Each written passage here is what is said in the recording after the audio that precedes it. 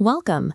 Every hour you spend studying now is an investment in your success for the WAEC, JAM, or NECO examinations.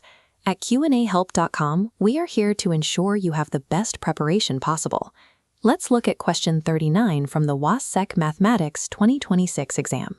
We need to find the value of angle QPR using this composite diagram and the four options provided.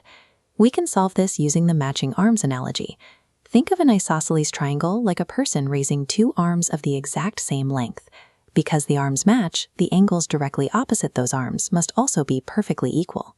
We solve composite shapes by treating them as a sequence of small connected calculations. By separating this diagram into two distinct triangles, we can find the answer one piece of evidence at a time. We will start with triangle PRS on the right. The markings on lines PR and RS show they are equal in length, which confirms that triangle PRS is an isosceles triangle. Using our analogy, the angle opposite side PR must match the angle opposite side RS. Since angle RPS is 32 degrees, angle PSR at the bottom must also be 32 degrees. The angles inside every triangle add up to 180 degrees. 32 plus 32 gives us 64. When we subtract that 64 from 180, we find that angle PRS is 116 degrees. To move our data to the left side of the diagram, we look at the horizontal line through points Q, R, and S. We are focusing specifically on the junction at point R. Angles on a straight line add up to 180 degrees. By subtracting our 116 degrees from 180, we find that the adjacent angle, angle QRP, is 64 degrees. Finding this 64-degree angle completes our work on the first triangle and gives us the starting point we need for the second half of the problem. Now we look at triangle PQR. The tick marks on sides PQ and PR are identical, meaning this triangle is also an isosceles triangle. Because the arms of this triangle match, the base angles must also match. This means angle QPR is exactly 64 degrees, just like its partner at vertex R. Now it's your turn. Pause the video here and use the triangle rule to find our target, angle QPR.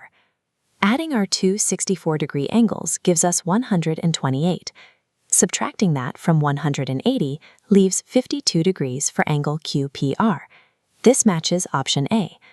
By following geometric rules step by step, we can reach the correct answer with total confidence. Each calculation builds the path to the final solution. In an exam, you can trace this logic quickly. The first isosceles triangle gives us 32 degrees. The triangle sum gives us 116. The straight line gives us 64. The second isosceles triangle matches that 64, and the final sum leaves us with 52. Let's review these rules. Quick quiz 1. If an isosceles triangle has two equal base angles of 45 degrees, what is the third angle? Subtracting 90 from 180 gives you 90 degrees. Quick quiz 2. One of two angles on a straight line is 124 degrees. Find the other. Subtract from 180 to get 56 degrees. Quick quiz 3. An isosceles triangle has base angles of 68 degrees. What is the vertex angle? Subtract 136 from 180 to get 44 degrees. You have done excellent work today. Keep practicing these rules to stay sharp for your exams. Visit QandAHelp.com for more resources and subscribe to our channel for more step-by-step solutions. See you next time.